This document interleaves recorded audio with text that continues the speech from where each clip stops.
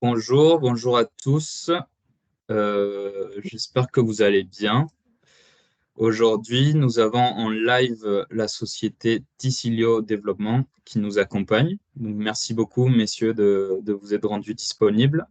Est-ce qu'avant de commencer, vous pourrez me dire sur l'espace conversation, commentaire, si vous nous entendez bien et si vous nous voyez bien? Ça nous permettra de confirmer que les micros fonctionnent bien et que vous nous entendez bien. Alors, je ne sais pas si vous entendez, je vais faire du coup, je parle ici côté Ticilio, comme ça Oui. chacun peut nous dire également si le micro fonctionne bien côté Ticilio. Je pense que c'est OK. Là, je vois sur les commentaires. Oui, vidéo et audio. OK, parfait. Excellent. Dans ce cas-là, je vais peut-être commencer par vous expliquer un petit peu le déroulé du live à tous les Wiksiders. Donc, encore un grand merci à tous de vous être rendus disponibles.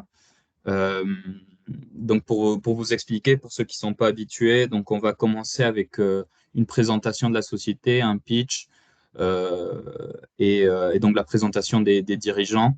Ils vont vous expliquer un petit peu où ils en sont et aussi un petit peu le motif de cette levée de fonds.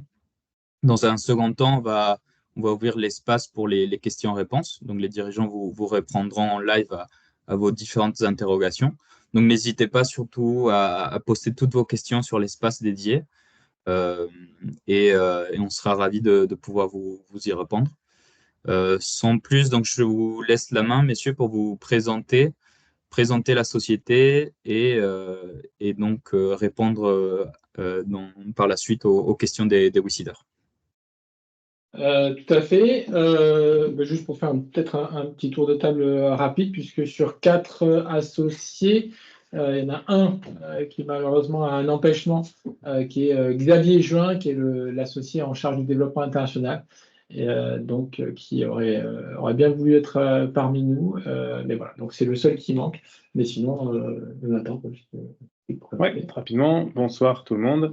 Donc moi c'est Jonathan Chaud, je suis ingénieur de formation et donc chez Ticilio je m'occupe de toute la partie ingénierie, bureau d'études, voilà. Bonjour, Jean Pellet, donc associé également de Ticilio. Moi, je m'occupe plus particulièrement du support juridique au développement de notre activité et j'ai également un axe de support sur le développement commercial en France, notamment dans les aspects juridiques également, administratifs, obtention de nos autorisations et contractualisation des chantiers, etc., avec nos clients. Et moi, donc Nicolas Pagès, sur les aspects plutôt financiers et animation générale de la direction de l'entreprise. Dans l'idée, on va prendre quelques minutes pour présenter Ticilio, également présenter où est-ce qu'on en est de l'activité, sachant que on distingue, nous, bien la levée de fonds qui est faite avec WICID, hein, qui correspond pas tellement, pas du tout même, à un besoin nouveau de fonds. Ça correspond à souhait d'utiliser les fonds actuels pour assurer la croissance de l'activité, et on vous montrera ce qu'il en est, et d'étaler donc le remboursement pour éviter d'avoir à faire face au remboursement immédiat et de pouvoir l'étaler dans le temps sur la base des cash flows de l'entreprise. Donc il n'y a pas besoin de nouvel argent et d'argent pour lancer des investissements à droite à gauche, c'est pas du tout le sujet. Nous, c'est business as usual, et l'idée, c'est de pouvoir continuer du business as usual qui fonctionne bien, et on vous le montrera. N'empêche qu'en parallèle, et vous le savez, on a une levée de fonds qui, elle, est une levée de fonds pour venir encore accélérer, notamment sur la France. Et c'est pour ça que je vais utiliser le support de la levée de fonds en dilutif. Voilà, mais je voulais faire ce préambule parce que parfois on peut mélanger les choses. La levée de fonds WICID ne correspond pas à un besoin de nouveaux fonds. On vous montrera que l'activité à l'heure actuelle se porte bien et que l'idée c'est uniquement de venir laisser du temps à cette activité pour qu'elle pour qu'elle se rembourse elle-même. Je partage donc le support que j'ai. Vous me direz si tout va bien. Hop, je partage ici. Vous allez me dire si vous voyez tout. Hop. Est-ce que vous voyez. C'est bon? Oui, Voilà. très bien.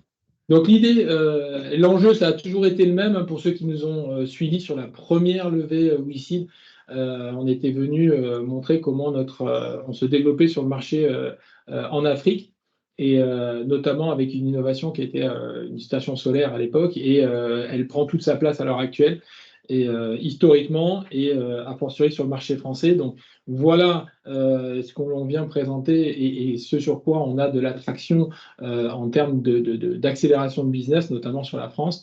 On va vous montrer. Voilà, donc on a été créé en 2016.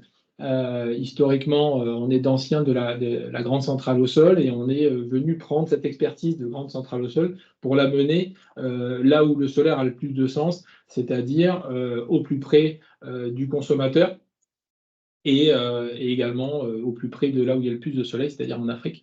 Et globalement, nous avons donc deux grands marchés cibles, que sont l'Afrique subsaharienne et l'Europe, et notamment la France. On s'est positionné sur le segment de l'autoconsommation pour les professionnels. Si vous connaissez le marché du solaire, en gros, vous allez avoir les particuliers, vous allez avoir les grandes centrales au sol, et il y a ce segment de l'autoconsommation pour les professionnels qui est le segment le moins développé, et pour cause, c'est parce que c'est un des marchés les plus difficiles à adresser, puisque on est à la fois sur des centrales qui sont à la fois grosses, mais pas énormes non plus, et qui également doivent s'insérer dans un contexte industriel qui a ses propres contraintes. Ce qui fait que il faut aussi également avoir un degré de technicité qui paradoxalement peut être plus important que la plupart des grandes centrales au sol que nous on a pu faire historiquement. Et l'enjeu justement, ça a été de développer une station solaire qui vient précisément lever pas mal des verrous de ce solaire en autoconsommation chez les industriels. Comment est-ce qu'on a fait ça? On a fait une TSS, donc une TCO Solar Station, qui est tout bêtement une mini centrale au sol hyper connectée. C'est-à-dire qu'on va packager l'ensemble de la station solaire, hein, de l'équipement solaire, du panneau jusqu'à la prise et jusqu'aux organes de contrôle. L'ensemble de ça est envoyé en un coup, dans une logique d'être installé sur un chantier avec un minimum de contraintes. Sinon zéro. Donc, on ne va pas rentrer dans le détail, mais on est sur des platines qui sont lestées, on n'est pas ancré au sol, on est sur un équipement qui ne nécessite aucun engin spécifique de levage ou de déploiement, contrairement à pas mal de concurrents. On est sur un équipement qui est également totalement modulable et combinable, parce que l'idée, c'est pas juste d'envoyer un conteneur, hein. L'idée, c'est d'en envoyer un maximum. À l'heure actuelle, je fais un petit raccourci par rapport à ce que je dirais tout à l'heure, mais à l'heure actuelle, la moyenne de nos projets, c'est 3 conteneurs envoyés. Donc, c'est 240 kW crête en moyenne de puissance envoyée. Donc, c'est très combinable. À la fois, on peut en envoyer plusieurs, et à la fois, c'est très combinable avec les autres sources d'énergie du client, que ce soit de la batterie, du réseau. Quel que soit en fait le contexte du client, on va venir avoir une solution qui est à la fois standardisée et modulable et combinable. Et tout ça ne vaut rien si on ne sait pas bien gérer l'énergie qu'on produit. Voilà, on pourra revenir là-dessus dans nos questions, mais c'est vrai qu'il y a un énorme focus sur le fait d'installer du solaire, de produire de l'énergie solaire. Le solaire, l'essentiel, c'est de bien gérer sa production et de bien produire dans le temps. Voilà, le fait d'installer, c'est bien. Il faut surtout que ça produise bien dans le temps. Parce que comme on est sur des temps longs, voire très longs, à 20, 30, 40 ans parfois, les enjeux de bonne gestion sont absolument cruciaux.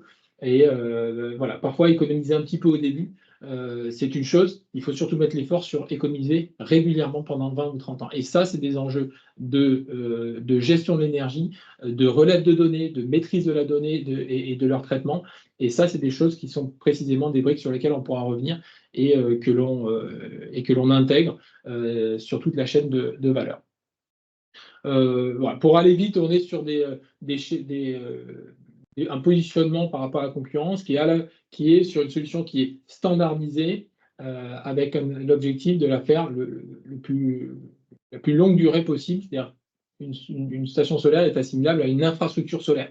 contrairement à pas mal de solutions que vous pouvez voir, vous avez peut-être vu si vous êtes curieux du secteur, sur des solutions qui sont très mobiles. Voilà.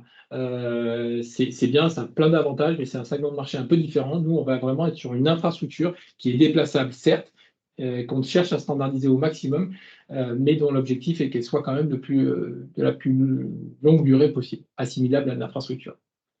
C'est une activité nous, qui a trouvé ses marchés. Pour ceux qui nous suivaient historiquement, on était à 800 000 € de chiffre d'affaires, désormais on est à plus de 2 millions d'euros. On a des projets en toute la bande, quasiment toute la bande sahélienne. On a des filiales, donc une au Sénégal, une au Mali, une au Togo, et une activité qui est désormais récurrente avec un pipeline qui est nourri et non seulement qui est récurrente, mais qui est en forte croissance, alors notamment depuis 2024. On pourra aborder le sujet 2023 qui a été une activité moins croissante que prévu, mais heureusement, on a un bon rattrapage 2024.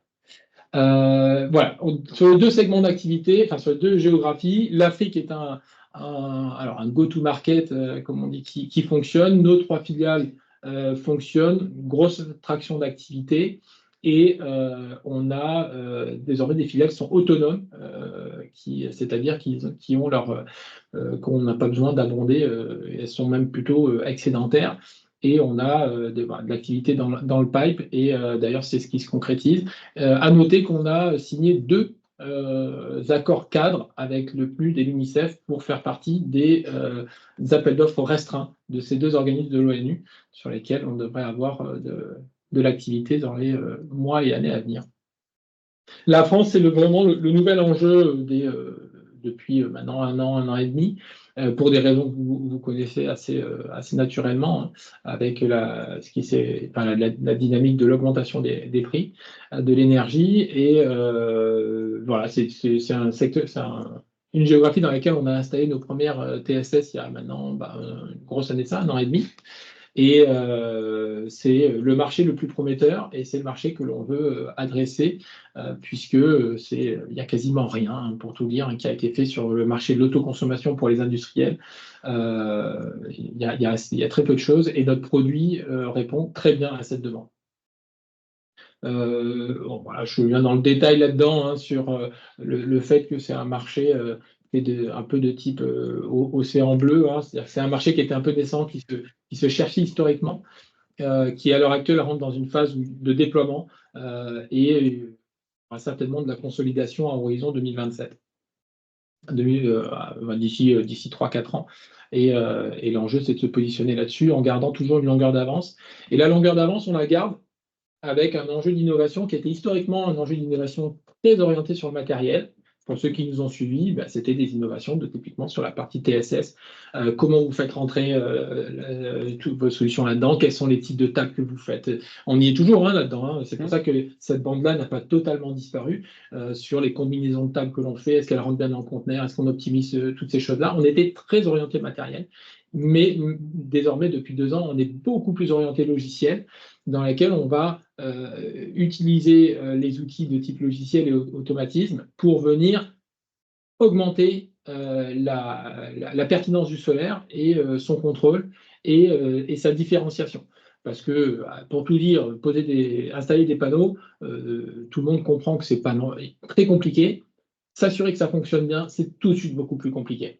Et notre enjeu, c'est de montrer que le solaire qu'on installe, c'est un solaire qui, 1, est beaucoup plus durable, et 2, est beaucoup plus performant, notamment par la capacité qu'il a à avoir un diagnostic, une fiabilité des données de suivi, un diagnostic de supervision et de contrôle à distance. Voilà, on pourra revenir là-dessus, mais il y a énormément de choses qui sont possibles, et que voilà, on a un univers, nous, d'innovation qu'on a essayé de mapper un petit peu là, mais qui pourra aller, on pourra en discuter, qui va très loin, et qui permet en fait de distinguer une installation et la gestion d'une installation par rapport à la gestion de notre installation.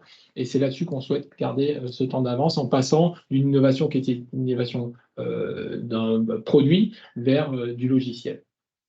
Bon, voilà, l'expertise, elle est essentiellement portée par nous 4 historiquement. On est désormais une vingtaine de collaborateurs. Et l'enjeu, c'est, voilà, on était sur 2 millions d'euros. Cette année, on vise plus de 4 millions d'euros de chiffre d'affaires, 4,5 millions d'euros de chiffre d'affaires cette année, et un premier rendez-vous en 2026 de 10 millions d'euros de chiffre d'affaires, avec les premiers mégawatts en exploitation, c'est-à-dire des mégawatts qui sont détenus par Ticillio, avec un horizon 2030 de l'ordre de 100 millions d'euros, qui est notre trajectoire 2030. Voilà, donc l'enjeu, c'est à l'heure actuelle, on va chercher 3 millions, on a sécurisé de l'ordre de 1,4 million, et on est en recherche de sécurisation de cet investisseur pour clôturer le tour de table. Voilà, donc ça, c'est ce qu'on présente à nos équipes. Moi, un dernier point sur lequel je voudrais finir, c'est un peu les réalisations qu'on a pu avoir 2022-2023 pour ceux qui nous ont suivis depuis la première levée, où on avait une trajectoire de croissance. Et voir ce qui a pu être fait. On a voilà, des projets qui ont été installés un peu partout en Afrique et en France. Et donc, c'est important de voir que ce que l'on avait anticipé comme étant un produit qui allait coller à son besoin était pertinent. Donc voilà, ça s'est réalisé. Depuis, sur 2023, là, les projets, notamment en France, qui se sont réalisés. On a également mis quelques points qui sont des automates, des enjeux comment dirais-je, de développement logiciel, sur lesquels il y a des choses qui ont pu être faites dès 2023 sur les logiciels. Un point qui va certainement vous intéresser, c'est la traction commerciale.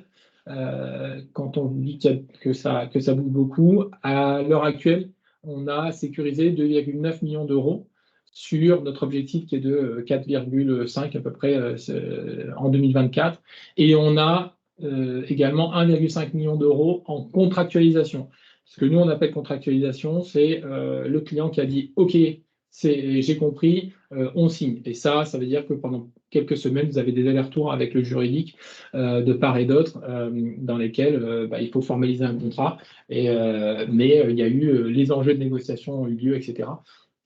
Donc, on est, nous, très confiants. Par ailleurs, tout ça, c'est backé par un pipeline de plus de 32 millions d'euros sur une centaine de projets. Je vous ai donné une petite répartition. Globalement, vous avez 18 millions de projets qui sont en France, donc une soixantaine d'opérations derrière ça. Et le reste se répartit en Afrique, notamment avec du Sénégal, sachant que l'on a sorti de là, et vous le voyez dans le titre d'ailleurs de HubSpot, pour ceux qui utilisent le logiciel, les appels d'offres, qui sont des gros yo-yo, vous connaissez le sujet, donc ce sont des grosses opérations. Si on les met là-dedans, ça va fausser les chiffres, mais sachez qu'on a des opérations derrière ça qui peuvent améliorer les chiffres encore. Voilà, donc tout ça, ça nous donne, ça nous rend assez confiants sur les chiffres, très confiants sur les chiffres qu'on a pu partager avec vous sur les années à venir. On a une prévision d'activité que l'on considère tout à fait tenable et tout à fait en ligne avec ce qu'on a dans le pipe et en plus la nature du pipe, non seulement la nature du pipe et sa dynamique. Soyons clairs, je n'ai pas fait une diapo sur 2023, mais 2023 a été en dessous de nos attentes et en dessous des vôtres, je pense, pour ceux qui étaient derrière nous. Beaucoup d'attentisme sur le marché français, des déstabilisations sur le marché à l'international. Ce qui fait que là où on devait faire 2 millions, là où on était plutôt sur une trajectoire à 3,5, 3 millions l'année dernière, on a fait globalement le même chiffre d'affaires que l'année précédente. Donc une stagnation qui n'était pas vraiment en ligne avec nos attentes et qui nous a déçus, mais qui en fait derrière est en train d'être rattrapé pleinement, puisque l'attentisme n'est plus de mise. On a désormais des choses qui accélèrent. On a un panier moyen qui accélère, qui augmente. On était sur 200 000 euros de panier moyen. On est désormais sur 300 000 euros de panier moyen de nos projets. Voilà, donc l'équipe est structurée pour encaisser cette augmentation d'activité. C'est précisément l'objet des structurations d'équipes qu'on a pu faire l'année dernière. Donc voilà, tout ça est en ligne. La seule déception qu'on a à nous, c'est qu'on aurait bien voulu que cette accélération ait lieu dès 2023.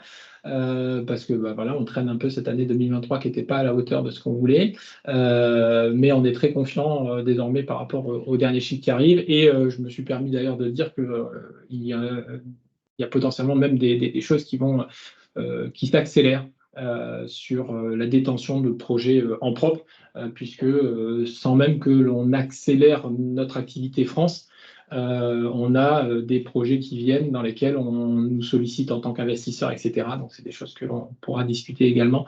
Mais voilà, on partage cet état de confiance avec vous. Voilà. Parfait. Voilà, Merci. voilà. Merci beaucoup pour cette présentation. C'était très clair. Je vais ouvrir donc l'espace aux questions-réponses. Donc, vous avez une bulle Q&A où vous pouvez poser vos questions. Il y a aussi l'espace conversation, mais pour pas trop se perdre, n'hésitez pas à aller sur la bulle questions-réponses. Je vais peut-être me permettre de faire la première question. Donc, justement, sur cette diversification vers la France, je pense qu'une question qui peut se poser naturellement, c'est un petit peu la réorganisation en interne ou le fonctionnement et l'allocation des ressources humaines. Comment ça se passe? Est-ce que vous avez prévu effectivement de recruter ou alors est-ce que vous avez une équipe pluridisciplinaire qui vous permet effectivement d'attaquer le marché français? Comment ça se passe en interne en termes de RH? Sur le commercial, déjà, peut-être. Ouais. Là, on a... Donc, sur la partie française, effectivement, en prévision de cette évolution de notre activité et de ce développement sur la France, on a recruté un responsable commercial senior, donc quelqu'un qui est arrivé avec déjà une bonne expertise de la vente B2B, qui avait également une bonne expertise de tous les outils à utiliser dans le cadre de la vente B2B, qui nous a aidé à mettre en place notamment le CRM, que jusqu'à présent on utilisait assez peu. Donc là, on a vraiment pris un coup d'accélérateur là-dessus qui nous permet d'avoir un pilotage bien meilleur de notre activité, meilleur en ayant plus de capacité à voir ce que l'on a dans le pipe et une meilleure également prévention de la qualité de ce que l'on a dans le pipe et de sa capacité à être transformé en projet. Comme l'a dit Nicolas, on a un pipe qui est important avec énormément de projets en cours de discussion à différents stades de maturité. Et c'est vrai qu'avec cet outil, on arrive beaucoup plus facilement maintenant à avoir de la visibilité sur l'avancement de la concrétisation du pipe.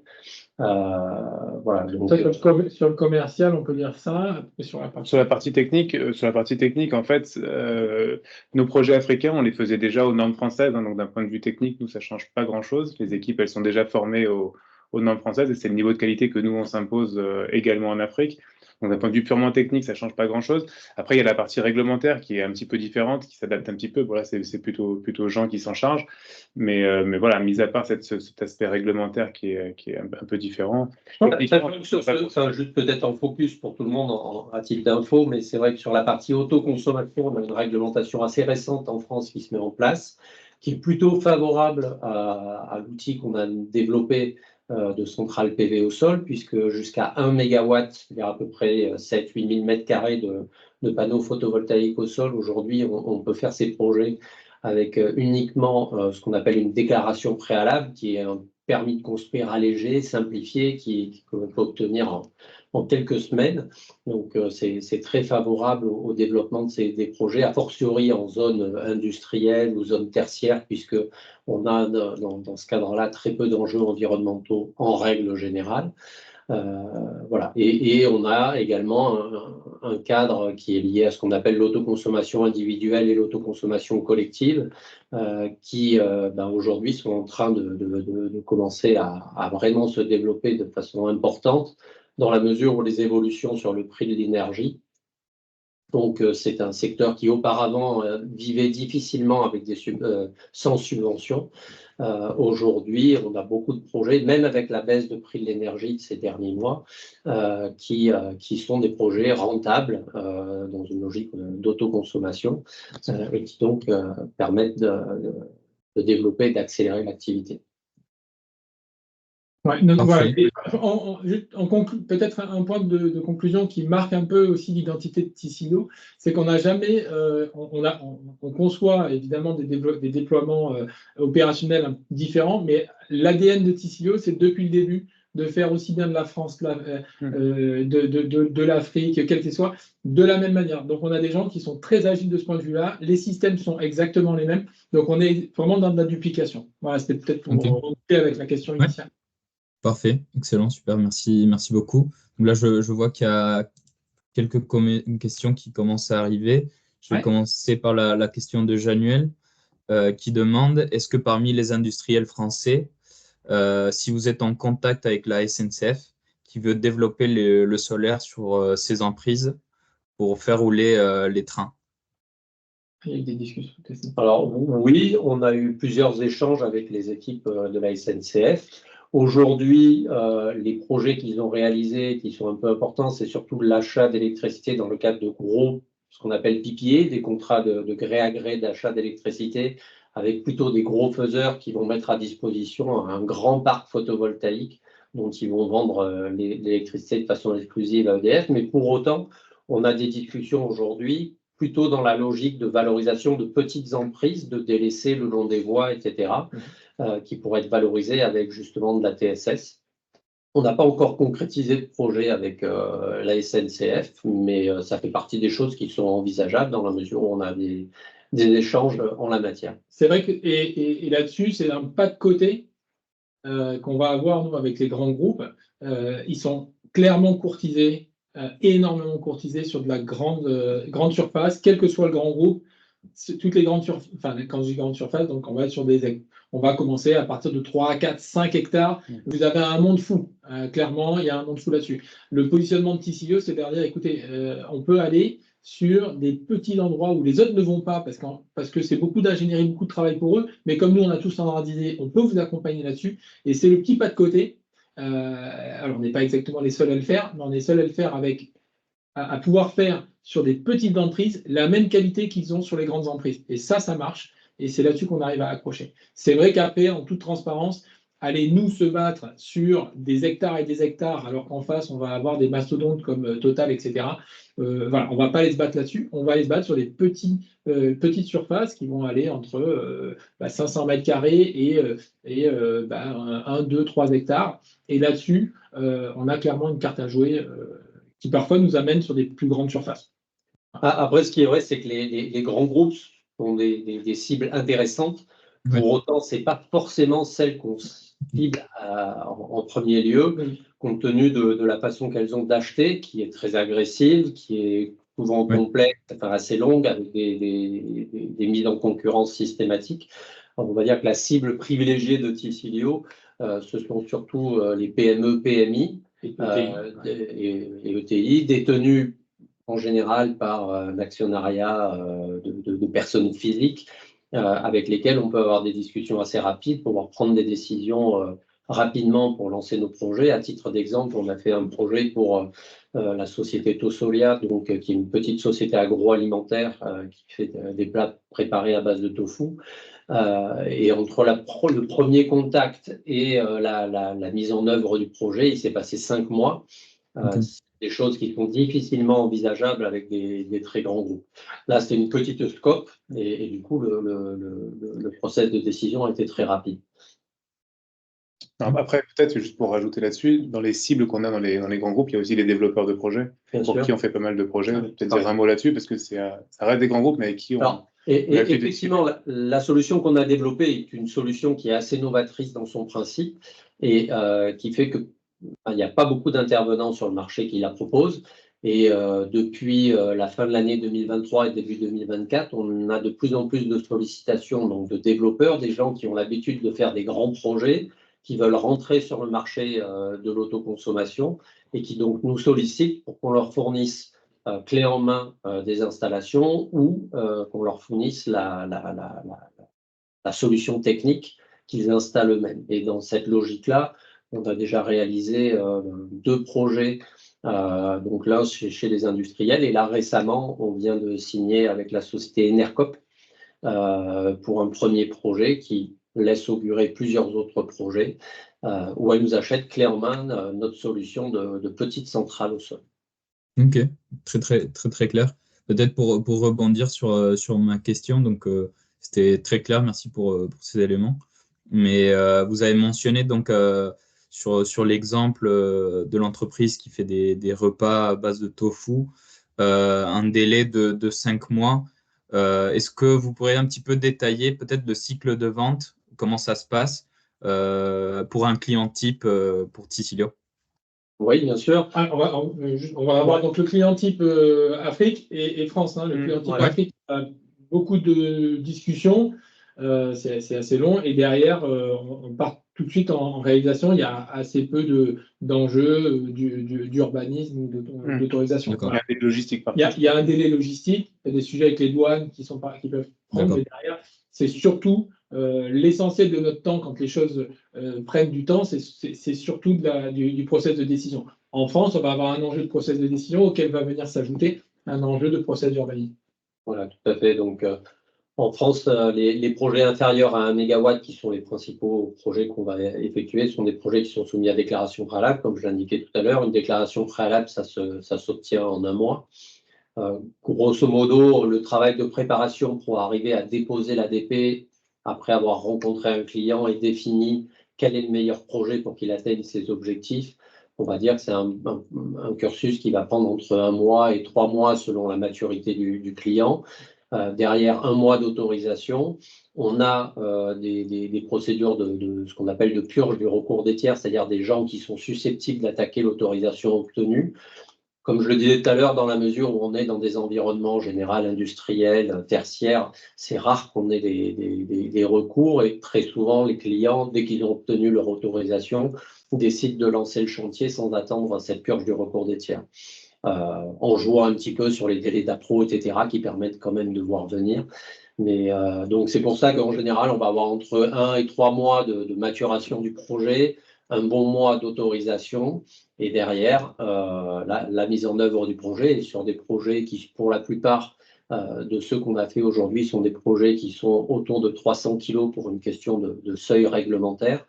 On a une durée de chantier qui est d'un petit mois pour réaliser le projet. Alors, un point important, c'est qu'on fait beaucoup de projets où le client va autoconsommer quasiment 100% de la production qu'on va avoir. Et du coup, on a peu d'enjeux de raccordement qui, eux, ont des délais propres qui font que les projets peuvent traîner un petit peu. Quand on se raccorde directement sur l'installation électrique du client, dès qu'on produit, il consomme l'énergie qu'on produit. On n'a pas de surplus qui est revendu sur le réseau.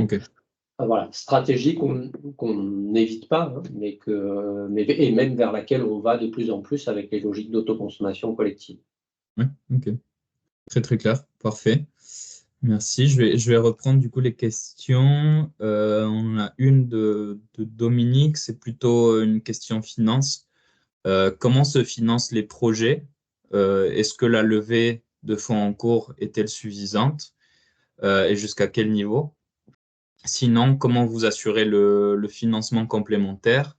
Voilà, je pense que c'est important pour les investisseurs d'avoir un petit peu en clair l'objet de l'opération en cours et différencier aussi comment les projets que vous avez déjà sécurisés dans votre pipe, comment ils vont se financer. Oui, tout à fait. Et c'est important de clarifier, nous, l'essentiel des projets que l'on a pour l'instant sont des projets qui sont financés par le client. C'est de l'achat par le client. Donc, l'enjeu qu'on a, c'est un enjeu de BFR. Il n'est pas tout le temps nul, d'ailleurs. C'est pour ça qu'on a pu insister dans plusieurs de nos communications dernières en disant que nous, l'enjeu, c'est un enjeu de BFR. C'est-à-dire que quand on voit la croissance d'activité et qu'on prend des grosses commandes, derrière, il faut pouvoir jouer avec le BFR. Mais ce n'est pas de l'argent qui va être immobilisé dans le projet. C'est pendant 2-3 semaines de BFR qui doivent tourner sur tel et tel projet. Donc, on n'est pas sur des projets qui nécessitent d'immobiliser du cash pendant des années à l'intérieur du projet. Donc, ça, c'est une première chose. Donc, on est vraiment sur des enjeux de BFR. Cela dit, et on l'a mis dans la présentation, notre objectif Ticilio, c'est de créer un maximum de récurrents aussi. Donc, à la fois d'accompagner nos clients, ils en veulent, on leur vend, c'est bien, ça fait de la trésor. Et l'idée, c'est aussi de pouvoir les accompagner.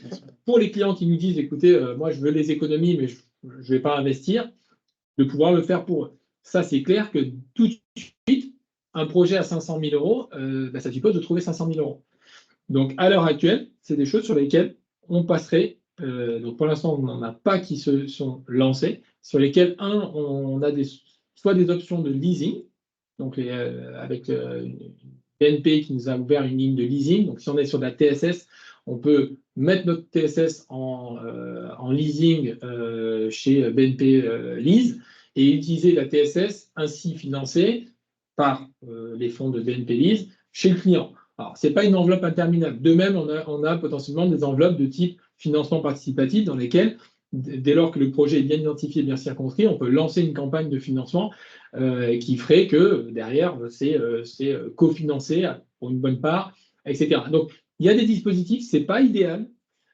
Clairement, ce n'est pas idéal parce que c'est des financements qui sont assez lourds à mettre en œuvre, ils sont limités dans leur enveloppe, etc. Donc ça mobilise du temps. Donc c'est sûr que nous, notre idéal à nous, c'est de pouvoir monter ce qu'on appelle une asset co, donc une entité qui serait capitalisée. C'est tout l'objet d'ailleurs de la levée de fonds dilutive que l'on fait, c'est d'amener quelqu'un qui nous accélère en échange de quoi on lui dit, si vous nous accélérez sur la partie opérationnelle, si vous nous aidez à recruter des gens, vous êtes prioritaire sur l'asset co, parce qu'on ne va pas se leurrer, c'est ce qui les intéresse, c'est l'asset co. Hein. Donc c'est l'entité qui va porter les actifs à la fin. Et donc c'est le genre de discussion qu'on a. C'est financer des actifs une fois qu'ils sont là. C'est pas que c'est facile, mais il y a beaucoup de gens qui veulent financer des actifs solaires. Donc l'idée, c'est de pouvoir structurer un véhicule avec eux le plus vite possible, parce que si on a un véhicule qui est standardisé, le financement est standardisé. Mais en tout cas, par rapport à ce qui arrive pour l'instant, les projets, on arrive à les financer. Et quand bien même, au pire, il était compliqué pour nous de financer, on pourrait le revendre à n'importe quel développeur qui a un appétit incroyable pour ce genre de projet. Mais nous, on serait un peu dégoûtés, pour tout vous dire. Ok, ouais, c'était très très clair. Merci. Et peut-être pour clarifier, je pense que c'est aussi important, on pourra rebondir du côté WISeed sur ce point-là. Sur la levée de fonds en cours, quel est l'objet de la levée de fonds en cours sur le site WISeed et différencier, donc effectivement, Nicolas, vous avez mentionné la levée de fonds dilutive, faire peut-être un petit point d'étape. Tout à fait. Clairement, à l'heure actuelle, donc la première levée qui arrivait à première échéance donc en février, elle est de 808 000 euros. Et l'objectif, c'est de pouvoir la rembourser tout de suite, et avec notamment une levée dilutive qui apporte entre 2 et 3 millions d'euros d'argent frais. Il se trouve que la levée dilutive traîne. Pour une raison qui est que 2023 a été une année très compliquée et très attentiste. Et donc, et nous, l'enjeu, c'est de se dire, on a 1 million d'euros, plus d'1 million d'euros en trésorerie de groupe. Donc, on pourrait, à la limite, rembourser. Mais ça veut dire piloter 300 000 euros par rapport à un pipeline qui est en forte augmentation. Et en gros, hein, pour tout dire, c'est un truc à ne pas pouvoir lancer des projets. À être obligé de dire à un client, mais en fait, je ne peux pas vous prendre parce que je n'ai pas la trésor pour passer les commandes et réaliser votre projet, etc. Et ça, c'est complètement dommage. Ça serait dommage. C'est-à-dire que typiquement, le fait d'avoir pu sécuriser 3 millions d'euros en l'espace de 5 mois, c'est une chose qu'on a pu faire parce qu'on sait qu'on a la trésorerie pour passer les ordres et qu'on est capable d'utiliser également les acomptes clients pour le faire. Donc l'enjeu, c'est de se dire, est-ce qu'on peut limiter le remboursement et venir l'étaler dans le temps? Donc, on n'a pas besoin d'argent pour recruter en plus.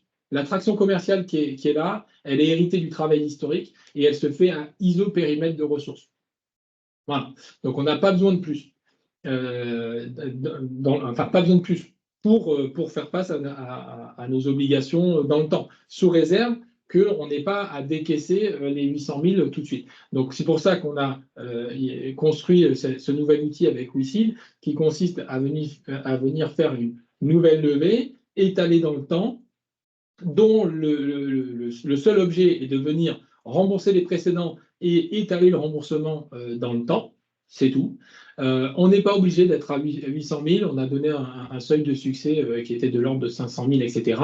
Parce qu'on a une trésorerie qui fait que voilà, on peut faire accommoder un remboursement partiel dès lors qu'on a la visibilité sur le reste. Voilà, donc on n'est vraiment pas sur un besoin de trésorerie. On a 9 mois de trésorerie devant nous, mais c'est sûr que si on rembourse les 800 000, on va se retrouver avec voilà, donc c'est se mettre en stress.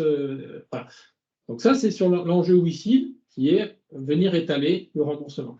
La levée dilutive que l'on a initiée l'année dernière, elle a pour objectif d'accélérer. C'est-à-dire qu'on voit que ça marche, et nous, notre démonstration, c'est mettons 2 fois plus de ressources, ou 1,5 fois plus de ressources, notamment en France. En France, c'est même plus de ressources. Accélérons sur la France et prenons la place sur le marché français. Donc tout l'enjeu, il est là. Le marché français, il est encore très naissant. Nous, notre techno a fait ses preuves. Notre démarche commerciale fait ses preuves. Notre discours commercial fait ses preuves. Donc l'enjeu maintenant, c'est de pouvoir prendre plus de coups de fil, de toucher plus de clients et d'aller plus vite. Mais pour ça, il n'y a pas de secret, c'est plus de monde. Et ça, on ne le fera pas, nous. Nous, on ne le fera pas s'il n'y a pas d'argent nouveau qui arrive. Voilà. À l'heure actuelle, les équipes font beaucoup le dos rond parce que le pipe, il fait, on l'a vu, il fait x1,5. Les projets, on est passé, on a 12 projets en cours à l'heure actuelle. 12. Voilà, à ISO équipe, quoi. Et on continue de prendre de la signature qui arrive. Et on leur dit, on ne recrute pas pour l'instant, parce que de toute façon, voilà, on fait le dos rond et on va y arriver. Et on y arrive, on exécute tel quel, pour avoir la trésorerie et le faire. C'est sûr que dès lors qu'on a de l'argent prêt qui arrive, nous, c'est un énorme coup de boost. Voilà, c'est un énorme coup de boost. Et ça, en revanche, on a donc 2 scénarios. Un scénario à ISO ressources, à peu de choses près, parce qu'incrémentalement, on ajoute un peu de ressources, mais à ISO ressources. Et on a le vrai boost sur lesquels on travaille et sur lesquels Région Sud Investissement a bien compris le sujet, Crédit Agricole également, avec l'idée de référencer notre solution pour leurs propres clients également. Et l'enjeu maintenant, c'est d'avoir cet investisseur privé qui vient nous accompagner. Ouais, très bien. Parfait. Je pense que c'était vraiment très, très clair, en tout cas, cette différenciation des opérations, donc la dilutive et l'opération de financement participatif sur le site. Donc, merci pour ces éléments-là. Il y a une question que je pense assez naturelle de la part des investisseurs sur le risque des projets qui sont implantés en Afrique subsaharienne. Comment vous mitigez les risques, différents risques, ça peut être risques politiques, géopolitiques, des risques aussi sur la réglementation, sur la parité de change, enfin voilà. Comment vous faites face à tous ces risques-là? Alors, on va parler au nom de Xavier, qui est surtout là. Clairement, depuis le début, c'est clairement, ça fait maintenant 8 ans qu'on s'est lancé là-dedans et 8 ans qu'on pilote un peu ces choses-là. Alors, on va commencer par le plus simple. Parité de change. L'essentiel de notre activité est en francs CFA pour l'instant. Enfin, dans une zone CFA. Alors, il y a pas mal de choses qui bougent, mais en tout cas, pour l'instant, il n'y a pas d'enjeu de parité et on est sur des projets qui sont vendus. Donc, ça supposerait que les choses changent dans les X mois. Bon, entre la signature et l'exécution. Voilà, entre la signature, recevoir la compte, etc. Donc, on est sur ce là. Deuxième point qui est assez facile à comprendre en termes de gestion des risques, c'est le risque de contrepartie, le fait de ne pas être payé par le client final. On est sur des projets que l'on s'oblige à être des projets économiquement substantiellement rentables. C'est-à-dire au moins 15 à 20% d'économie pour le client. On est plutôt sur 40% ou 50%. Ça veut dire quoi? C'est que le client, s'il ne nous paye pas et qu'il veut faire tourner son usine, l'alternative est plus chère. Et elle est substantiellement plus chère. Donc on a des clients, l'alignement d'intérêt, il est naturel. Voilà. Après, ça ne veut pas dire qu'il ne va pas être content parce qu'il y a un mois où ça a fait ceci, ça fait cela. Donc on peut toujours discuter, mais globalement, il a besoin de l'équipement. Et ça pousse très fort pour avoir l'équipement. Donc ça, c'est important. Donc ça permet d'avoir un edge naturel, on dit, une couverture, une mitigation. Voilà. Et ce qu'on peut lier à ce que tu dis, c'est que jusqu'à présent, on n'a jamais connu d'ardoise. Non. En 8 ans. En 8 ans, on n'a jamais eu d'ardoise. Parfois un petit peu en retard. Ouais. Mais les gens, effectivement, comme le dit Nicolas, ils ont besoin des projets. Donc, c'est vraiment quelque chose de sérieux. Et c'est des boîtes sérieuses qui s'engagent là-dedans parce qu'elles ont des politiques RSE, etc. Voilà, donc, puis qu'elles ont des livraisons à faire. Donc, ouais, on a ça. Ce qu'on peut avoir, on peut avoir un risque de bureaucratie. C'est-à-dire que parfois, on fait un paiement et parfois le passage en douane, il peut être d'un point de vue documentaire un peu plus compliqué. Voilà, on a des sujets comme ça, c'est vrai. Donc, c'est ce que disaient Jean, c'est que parfois, on se retrouve avec des paiements qui vont prendre 10 jours, 15 jours de plus. C'est pour ça qu'on est sensible au BFR et qu'on vous partage cette sensibilité au BFR. Prendre un beau projet, à la fin, nous, on est confiants, ça va le faire après, mais c'est sûr qu'on n'est pas forcément à la semaine près et qu'il faut savoir faire face à un délai qui prend un peu plus de temps ou à une livraison. Parfois, on s'est retrouvé avec un projet qui était avec une livraison qui a passé un temps fou en douane parce que voilà, on a perdu peut-être entre 3 et 4 semaines en douane. Voilà, bon, il faut savoir y faire face. Après, dans les risques politiques, qu'est-ce qu'on va avoir les changements de régime qu'on a pu connaître au Niger, etc. Ça, effectivement, c'est le point majeur. Au Mali, mais on voit que grâce aux filiales qui sont en place déjà, on n'est pas forcément vu comme une société française. D'une part, au Mali aujourd'hui, on travaille très bien, et même plutôt très bien, très très bien. Donc, ça, c'est vrai, c'est un point, c'est que les risques politiques, on s'efforce de ne pas travailler avec le politique. Le public. Pardon, avec le public. Oui, le public. Donc, pour des raisons évidentes après de corruption, mais même pour justement ne pas. On est avec des acteurs privés qui eux-mêmes ont leur propre levier interne. Souvent, on est des ETI ou des grands groupes locaux qui ont leur poids en douane, si jamais les douanes qui ont leur poids pour dire non, mais ça, cet équipement, il le faut, quoi. C'est pas juste pour faire plaisir. Donc voilà, on est avec des acteurs privés, et ça, c'est important. Et après, comme disait Jean, après, on a des ressources locales, on a des qui sont maliennes, sénégalaises, etc. On a des entités qui fonctionnent de mieux en mieux, qui sont excédentaires et qui arrivent à mener leurs propres opérations. Donc, on est de moins en moins dans un truc qui est piloté depuis l'étranger. Et on a toujours eu un objectif de partage de valeur avec des entreprises locales dans la mise en œuvre de nos projets. Ouais. Et ça aussi, c'est un poids, puisque bien sûr. Qui joue en notre faveur dans la mesure où on a des prestataires locaux qui ont intérêt à ce qu'on continue à faire nos projets et à travailler, puisqu'on leur amène du business. Oui, bien sûr. Ok, très clair. Pour les WeSeeders, on arrive vers la fin du live, donc n'hésitez pas à poster vos questions. On a encore le temps de répondre à certaines d'entre elles. Donc là, j'ai une question de Dominique qui se demande où vous en êtes sur la recherche de l'investisseur privé. Je pense qu'il fait référence à la levée dilutive. Ouais. Quels sont les états d'avancement? On a pas mal de discussions. On est accompagné par un leveur, par un cabinet de levée de fonds local, qui lui-même trouve qu'effectivement les choses sont plus longues que prévues. Je pense que c'est a priori de ce qu'ils nous disent, c'est une ambiance générale qui est que pas mal de gens reportent un peu leurs décisions, ou pas mal de fonds aussi sont consacrés à la sauvegarde d'investissements historiques dans les fonds, ce qui fait qu'il y a moins d'enveloppes d'investissement disponibles. Donc voilà, on a des discussions, on continue d'avoir des discussions là. Donc on a régulièrement des discussions. On a eu 2 rounds qui n'ont pas abouti, souvent parce que si on peut vous partager un peu les choses sur lesquelles il y a des discussions qui parfois sont un peu interminables. C'est notamment, pour certains, on va être trop Afrique pour un investissement en France. Pour d'autres, on va être trop France pour des investisseurs un peu trop Afrique. Il y en a, on est trop âgé, trop mature. Voilà, des gens qui vont me dire ah non, j'aime bien, mais on investit.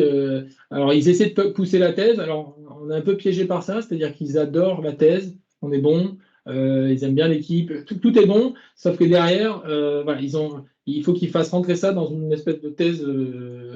Vous connaissez ça certainement, mais un truc bien écrit. Ils disent ah ouais non là on n'est pas assez bon sur tel et tel point. Voilà, donc on continue, on est en discussion là avec un nouveau fonds sur lequel on a envoyé encore des choses tout à l'heure. Voilà, donc c'est vraiment on achoppe souvent sur un petit point qui va être sur l'intériorité. Il y en a qui viennent beaucoup sur la partie technique. Alors, on n'est pas rentré là-dedans, mais on est sur des développements techniques qui sont très intéressants et qui ont notamment amené à ce qu'on ait plus d'1 mois et demi de discussion là, avec un fonds qui venait sur la thèse, la thèse tech. Mais bon, finalement, on est quand même sur une thèse solaire avec des actifs. Et il a dit non, voilà. Du coup, leur comité a dit oh, non, il aurait fallu que ça soit très tech, quoi, qu'on n'ait que des techs dans la boutique. C'est ça, ouais. Voilà. Donc il y a une espèce d'hybridation que l'on a, qui fonctionne, qui trouve son marché. En face, on a des gens qui voudraient bien nous mettre dans certaines cases, quoi. Et parfois, on déborde de la case. Et voilà, c'est plus compliqué. Donc, voilà. Ouais, Donc, très c'est bien. assez long pour tout partager. C'est assez long. On partage beaucoup. Les gens sont très enthousiastes. Et voilà. Pour l'instant, on n'a pas réussi à finaliser avec quelqu'un qui finirait le tour de table. Sachant qu'il ne faut pas grand-chose pour finir le tour de table. On a 1,4 million. On ne demande pas 3 millions. On demande juste à finir le tour de table. Honnêtement, on finirait avec 1,5 million. Ça serait très bien. Mais globalement, voilà, à partir de 2 Ouais. millions, c'est très bien. Voilà. Ouais, parfait, excellent, super, merci beaucoup. Donc, on a le temps de répondre à une dernière question. Donc, Tom qui se demande sur l'échéancier, est-ce que la restitution trimestrielle des fonds sera proportionnelle? Donc là, je pense que je peux répondre du côté WISeed. Donc, en fait, c'est un emprunt qui sera remboursé amortissablement. Donc, ça sera toujours la même quantité de capital qui sera remboursée chaque trimestre. Par contre, les intérêts, effectivement, ils vont décroître dans le temps, car la part de capital dû sera moins important chaque trimestre. Vous avez accès à un remboursement, à un échéancier prévisionnel sur le site. Donc, n'hésitez pas à aller sur le site, à le consulter. Ça vous permettra voilà, d'illustrer un petit peu ce que je viens de dire. Et si vous avez encore des questions, bien sûr, n'hésitez pas à contacter notre service support chez WISeed, que ce soit pour les souscriptions ou pour le remboursement. On sera ravis de vous répondre. Je crois qu'on n'a plus de questions. On peut peut-être conclure. Donc, merci beaucoup à tous les WISeeders déjà de vous Ouais. être rendus disponibles pour vos questions, pour les interactions. Mais aussi, merci beaucoup à l'équipe de Ticilio pour votre participation, pour avoir joué le jeu et de vous être rendu disponible avec votre présentation. C'était très, très intéressant. Je vous laisse peut-être le mot de la fin pour conclure ce webinaire. Et pour toutes les personnes qui ont encore des questions, n'hésitez pas à aller sur le site, sur l'espace dédié commentaires. Si vous avez encore des questions, vous pouvez les poster. On sera ravis avec l'équipe de Ticilio de répondre. Oui, le mot de la fin, enfin, je pense que, notamment pour ceux qui étaient là dans la première levée, je pense qu'on était venu il y a 2 ans et demi avec un projet qui était pas mal d'idées et pas mal de démonstrations du fait qu'on pensait que ça allait marcher. Merci pour ceux qui nous ont fait confiance dans la première levée, parce qu'avec ça, derrière, on a, je pense, prouvé qu'on savait délivrer, que ce qu'on avait conçu trouvait son marché. Et là, on revient voir WISeed avec uniquement pour seule ambition de poursuivre le rêve initial. On n'a pas besoin d'argent en plus. On veut juste poursuivre la réalisation. C'est en train ça marche. C'est en train d'accélérer. Et c'est uniquement ça qu'on veut faire avec vous. C'est aller encore plus fort avec uniquement en reconduisant la confiance historique. On est en train de démultiplier et d'être sur des multiples d'impact dans des géographies qui sont assez extraordinaires et assez chouettes. On est en train de prouver que ce que certains pensent comme étant un peu fou, non, ça, on a totalement les pieds sur terre et ça marche, quoi. Et voilà, on veut pouvoir le prouver. On voudrait que vous soyez le plus nombreux possible à poursuivre votre confiance avec nous pour qu'on réalise ça au quotidien avec vous. Excellent. Ouais, merci à vous. Parfait. Merci beaucoup à tout le monde et rendez-vous donc sur le site pour continuer à supporter Ticilio. N'hésitez pas. Merci à tous. Merci à tous. À bientôt. Bonne soirée. Au revoir. Au revoir.